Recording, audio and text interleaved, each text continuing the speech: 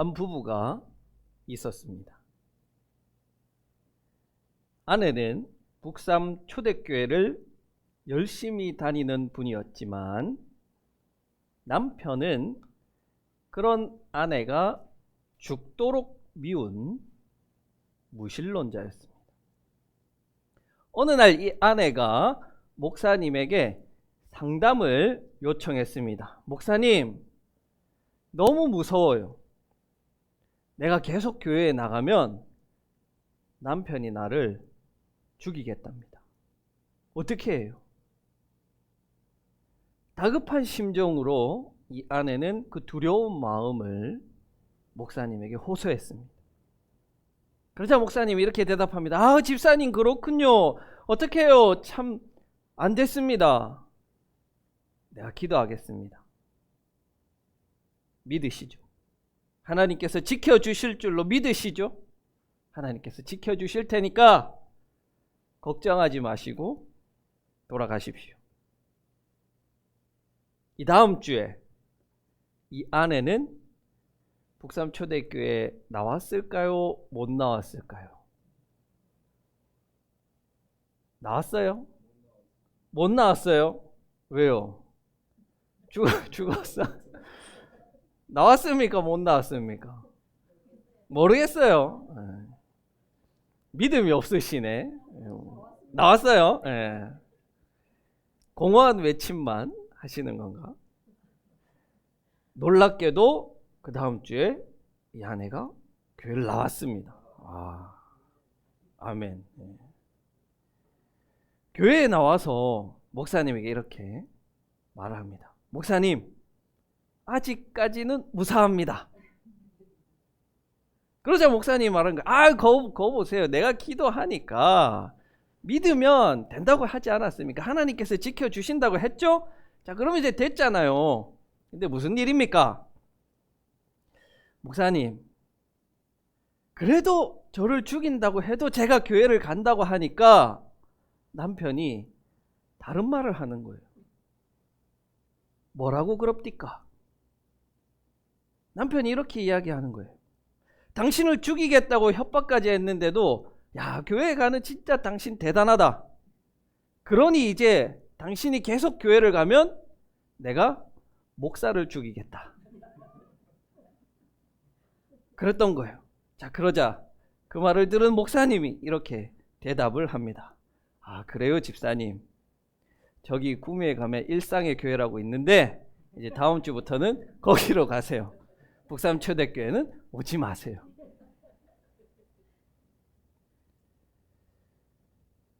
우리는요, 어떤 이 어려움을 당한 이들에게 기도하겠습니다. 이 말을 참 많이 그리고 쉽게 거의 주문처럼 그렇게 씁니다. 아마도 목사들이 제일 많이 쓰는 말이 아닐까 싶습니다. 교인이 어려움을 당하면 기도하겠습니다. 뭐가 어떻다고 하면 기도하겠습니다.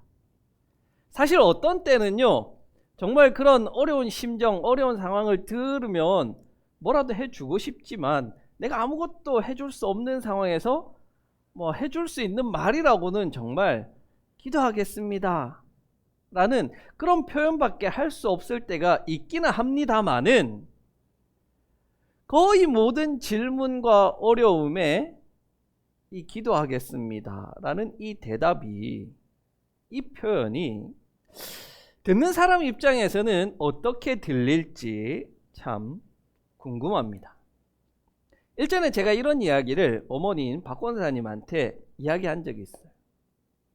그러니까 하시는 말씀이 그런 목사님이 할 수 있는 성도를 위한 최고의 것이 기도하는 것이지 뭡니까? 그거 아닙니까? 하는데 맞는 말 같아요.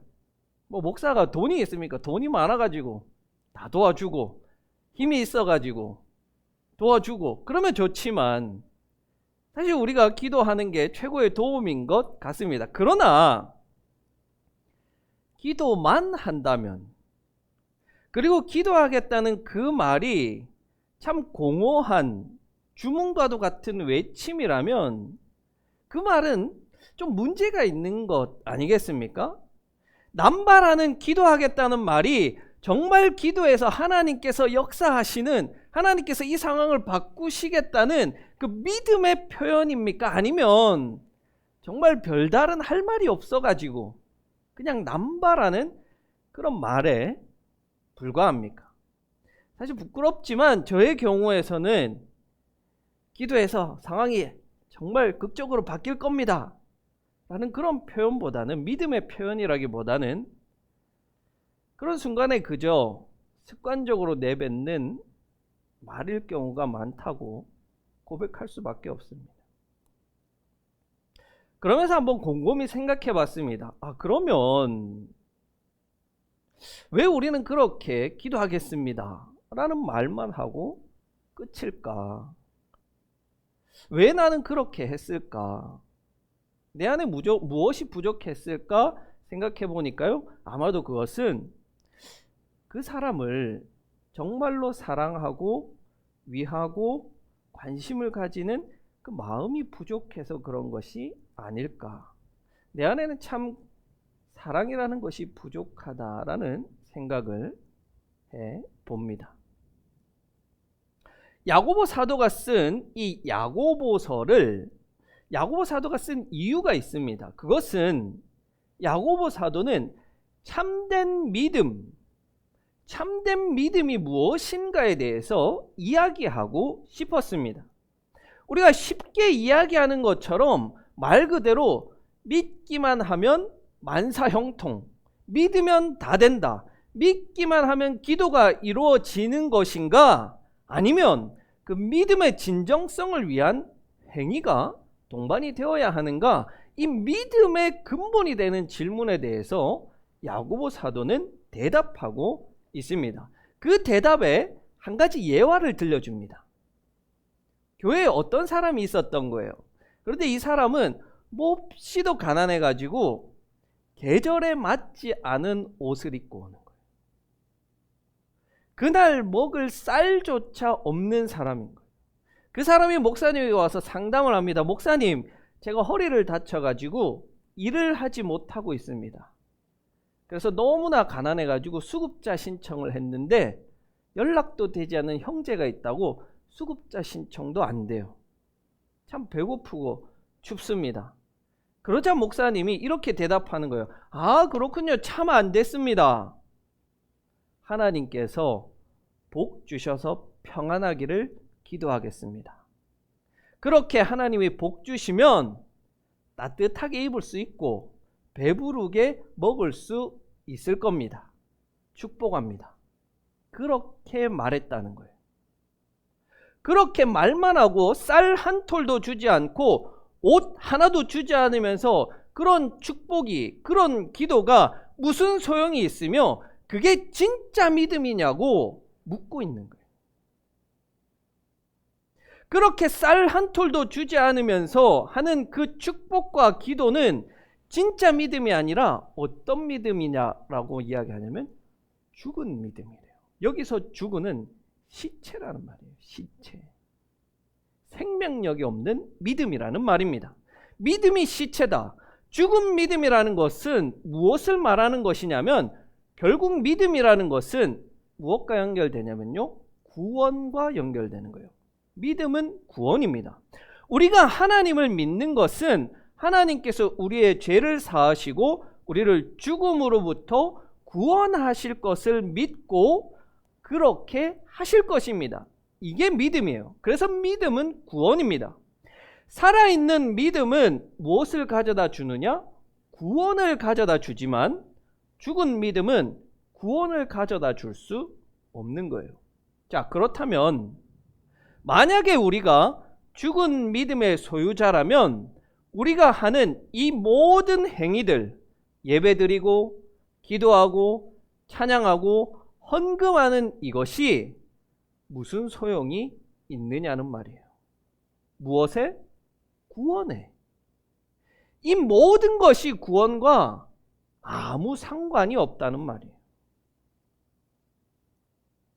여기서 구원은요, 이중적인 의미를 가지고 있습니다. 어떻게 이중적이냐면 두 사람 모두에게 소용이 없단 말이에요.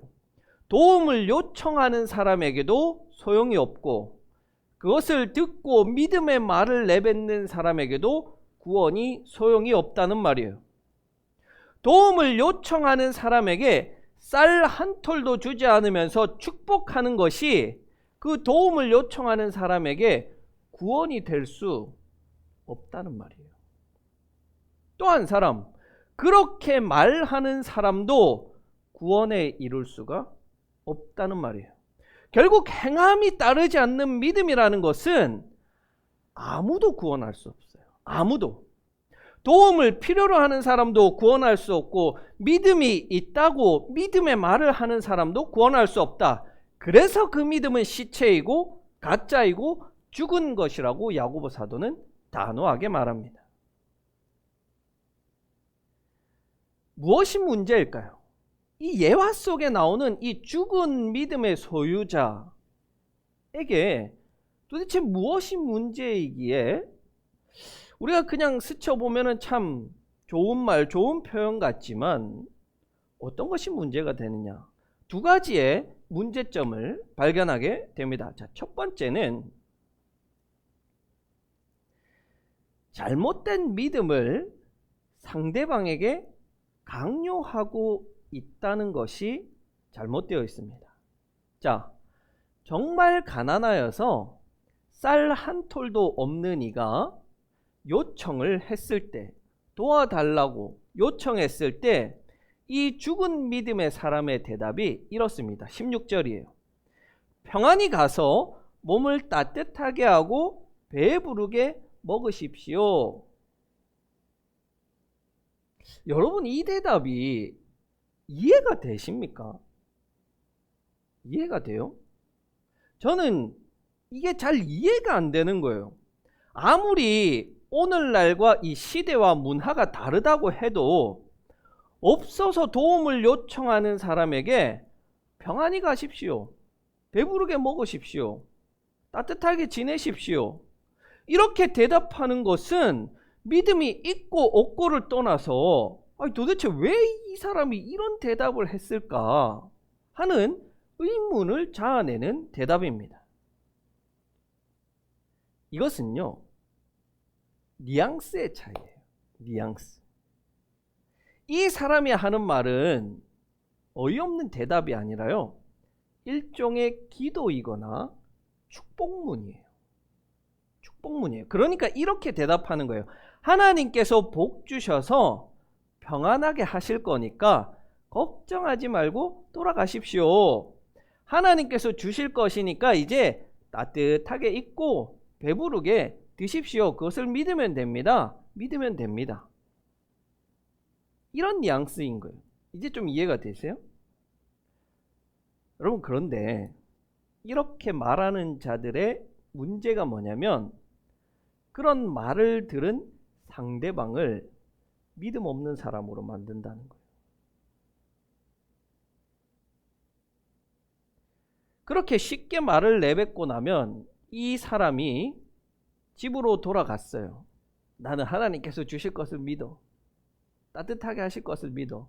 그런데 아무것도 생기지 않았어요. 또 굶어야 하고 또 추워야 한다면 이 사람은 뭐라고 생각할까요?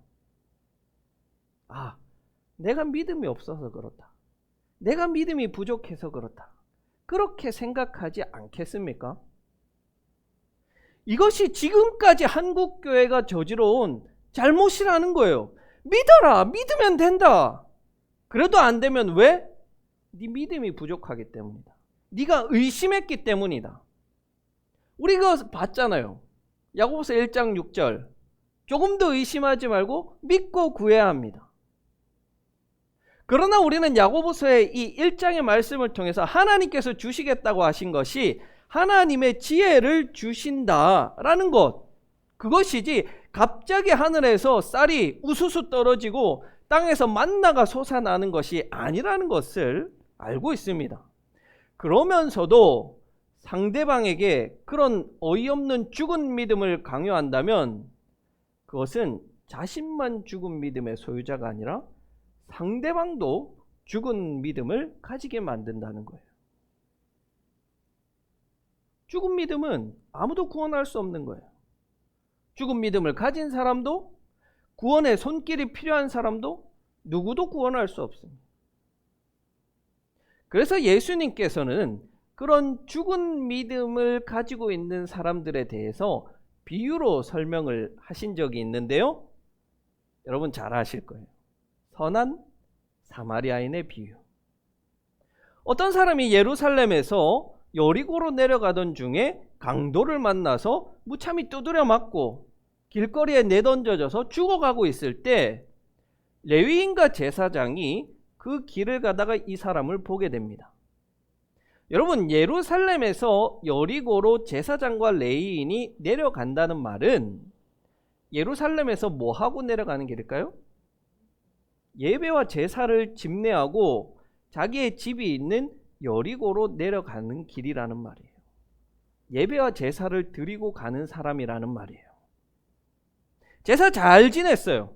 가다가 죽어가는 사람을 봤어요? 그냥 지나쳐 가는 거예요. 그러나 사마리아 사람은 그 사람을 정성껏 도와줍니다. 예수님 묻는 거예요. 누가 진짜 믿음의 소유자냐? 누가 살아있는 믿음의 소유자냐? 누가 하나님께 칭찬받을 사람이냐? 제사장은, 레위인은 하나님께 최고의 예배를 올려드렸을지 몰라요. 정성껏 다해서 하나님께 제사 지냈을지 몰라요. 그러나 그들의 삶에 실천이 없고 실천 없는 그들의 믿음은 자신을 구원하지 못하고 강도 만난 자도 구원하지 못한다는 거예요. 두 번째로 오늘 본문에서 이렇게 대답하는 사람의 무엇이 문제가 되느냐? 이 죽은 믿음의 대답에 대해서 우리가 한번 생각해 보면 이렇게 이야기하는 사람에게는 한 가지가 빠져 있다는 것을 우리가 발견하게 돼요. 그것은 제가 서두에 말했던 바로 이 진솔한, 진실한 사랑이 빠져 있다는 거예요. 오늘 본문에서 이렇게 대답하는 사람은 이 가난한 사람, 없는 사람을 진실하게 사랑하고 진솔하게 대우하지 않고 있는 거예요. 진심으로 걱정하고 진심으로 안타까워하지 않는다는 겁니다. 즉, 이 사람에게는 하나님의 사랑이 없는 거예요. 왜 그러냐? 자, 만약에 없는 사람이 그날 먹을 것이 없다는 것을 알면서도 이렇게 대답했다면 그 사람을 욕보이는 거예요. 그날 먹을 양식이 없고 입을 옷이 없고 잘 집이 없는데 많이 드세요. 따뜻하게 하세요. 잘 주무세요. 약 올리는 것이나 놀리는 것밖에 되지 않아요. 만약에 이 가난한 사람이 그날 먹을 것이 없다는 것을 몰랐다면 그건 더 큰 문제예요. 왜? 관심이 없는 거예요. 어떤 사람인지 자기 안중에 없는 거예요. 본인은 교회 내에서 보는 사람들의 눈과 체면 때문에 믿음이 있는 척은 해야겠고 따뜻한 말은 건네고 감정적으로 위로해야 하는 말은 해야겠지만 실제로는 그 사람에게 관심이 없는 거예요. 그날 먹을 양식이 있는지 없는지, 그 사람이 옷이 있는지 없는지에 관해서 관심이 없는 거예요. 사랑이 없다는 말이에요. 이렇게 가식만 있고 체면만 남은 사람의 믿음이 어떻게 그 사람을 능히 구원할 만한 능력이 있다고 말할 수 있을까요? 없습니다. 지난 수요일 날 집에서 쉬고 있는데 모르는 번호로 전화가 온 거예요. 처음 보는 번호인데 어떤 이 중년의 남성이 교회 번호로 전화가 온 거예요. 그리고는 이제 뻔한 레포토리를 이제 늘어놓기 시작합니다. 자신이 이 대리기사를 하면서 우리 교회를 본 적이 있대요. 본 적이 있어서 전화를 거는데 자기가 지금 멀리, 이제 북사람은 아니고 어디 멀리 가 있는데 돈이 하나도 없어가지고 먹을 게 하나도 없어서 마트 앞에 와 있는데 쌀 한 포대 살 돈만 좀 보내달라는 거예요. 자기가 마트 사장에게 전화를 바꿔줄 테니까 전화하고 그 사람 계좌로 좀 보내달라는 거예요. 사실은 좀 너무 뻔한 레퍼토리입니다. 제가 이런 전화를 뭐 한두 번 받아본 게 아니에요. 개척교회 하면요, 이런 전화가 뭐 한 달에도 몇 번씩 옵니다. 그리고 어떤 사람들은 제가 그렇게 하는, 그 사람들이 그렇게 하는 게 실제로 도움이 필요한 게 아니라 이런 사기를 치는 것임을 제가 잡아낸 적도 있어요. 그런데 이 사람은 막 사장이라고 어떤 여자를 막 바꿔주기까지도 하는데 어떻게 해요? 그냥 위로만 하고 끝내요? 아이고 안 됐습니다.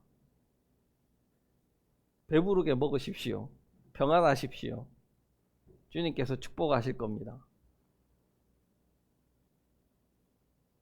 에이, 사기니까 그냥 끊지 뭐. 그렇게 하고 말아요? 어떻게 했을까요? 도와줬으니까 이해를 들고 왔겠죠. 그래도 그 마트 사장인지 알 수도 없는 그 사람에게 쌀 한 포대 값을 보내줬어요. 쌀 한 포대 주시라고 돈으로 계좌로 보내줬습니다. 이거 우리 옆에 있던 사모님이 무슨 눈이라 그러죠? 뭐라 그러지 이게? 이렇게 보는 거 무슨 눈 있잖아요, 그렇죠? 무슨 그건지 알죠? 제가 그랬습니다. 물론 이 사람이 사기칠 수도 있다, 사기꾼일 수도 있다. 그런데 진짜 배고픈 사람일 수도 있지 않겠냐. 나는 모르겠다. 나는 진짜 모르겠다.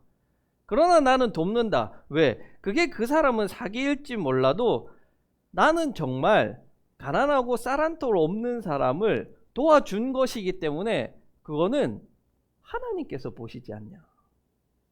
나는 그 사람을 위해서가 아니라 하나님 앞에서 선한 일을 하는 것이다. 하나님은 알아주겠지. 3달 뒤에 북삼에 와서 갚는답니다. 3달 뒤에 제가 진짜 사기를 당했는지 선한 일을 했는지 그때 되면 알 겁니다. 사실은요, 우리가 이렇게 남을 도우려는 이 마음을 가지다가도 이런 사기들이 너무 많아가지고 쉽게 좀 돕기가 어렵습니다.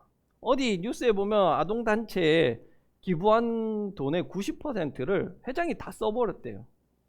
어디서는 아동에게 하나도 가지 않는다는 그런 뉴스를 볼 때 우리가 타인을 돕는 것에 굉장히 주저하게 만듭니다. 그러나 중요한 것은 우리는 사람을 돕지만 그것이 정말 선한 마음으로 했다면 하나님께서 아실 것이고 하나님께서 그것을 하나님의 방법대로 갚아주시리라는 것을 믿습니다. 우리는 사람에게 환대를 베풀고 사람에게 사랑을 베풀고 사람에게 자비를 베풀지만 그것이 나에게 그 사람이 갚으라고 하는 것이 아닌 것은 오로지 우리는 하나님만 아시면 되기 때문에 그래요. 그것이면 되잖아요. 충분하잖아요. 그렇게 나가는 돈과 시간과 정성이 아깝다 생각하지 마십시오. 그것은 사람에게 하는 것이 아니라 하나님께 하는 것이기 때문입니다.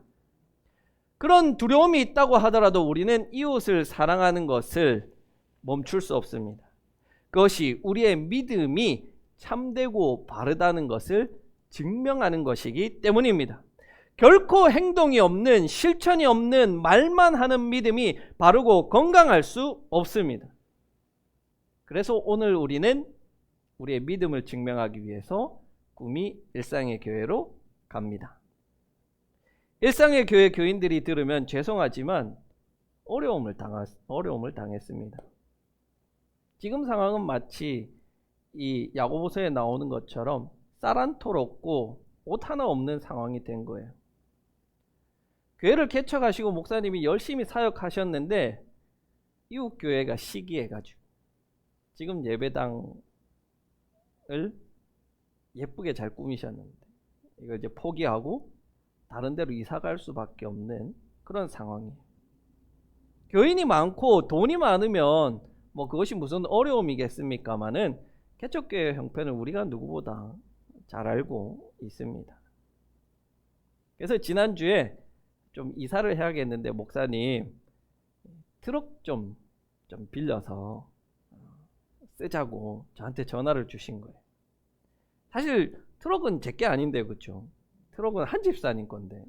그래서 제가 한 집사님한테 지난주에 들어서 사정을 설명하니까 선뜻 내가 주일날 트럭 몰고 가겠습니다. 선뜻 대답하시는 거예요. 제가 마음이 너무 좋았어요. 좋은 차도 있잖아요. 그렇죠? 근데 오늘 에어컨이 안 돼가지고 땀을 뻘뻘 흘리면서 오셨다는 거예요. 그 추위를 싫어하시는 분이. 제가 마음이 그렇게 좋은데 하나님은 얼마나 흐뭇하실까 하는 생각이 들었습니다. 여러분에게 동의를 구하지 않고 오늘 우리 일상의 교회를 돕기 위해서 봉사를 나갑니다. 우리 교인 모두가 아멘으로 즐겁게 참여하는 줄 압니다. 얼마나 감사한지 몰라요. 우리 교회는 이것 하나만은 잘한다고 자부합니다. 이웃사랑에 적극적으로 실천하는 교회. 항상 주위에 어려움을 당한 이들과 없는 자들과 함께하는 교회라는 자부심이 있습니다. 그리고 그것이 우리 교회의 자랑이고 하나님의 자랑이실 줄 믿습니다. 여러분의 삶에서도 이런 이웃사랑이 넘쳐나기를 바랍니다. 강도 만난 자에게 사마리아인이 구원이었고 참 이웃이었습니다. 우리 주변에 있는 이 강도 만난 자, 없는 자, 연약한 자에게 구원을 가져다 주는 이웃이 됩시다. 그리고 그들이 구원받음으로 우리의 믿음이 증명되고 그렇게 증명된 우리의 믿음은 능히 우리를 구원할 것입니다. 죽은 믿음의 소유자가 아니라 살아 역동하는 믿음의 사람들이 되기를 간절히 기원합니다.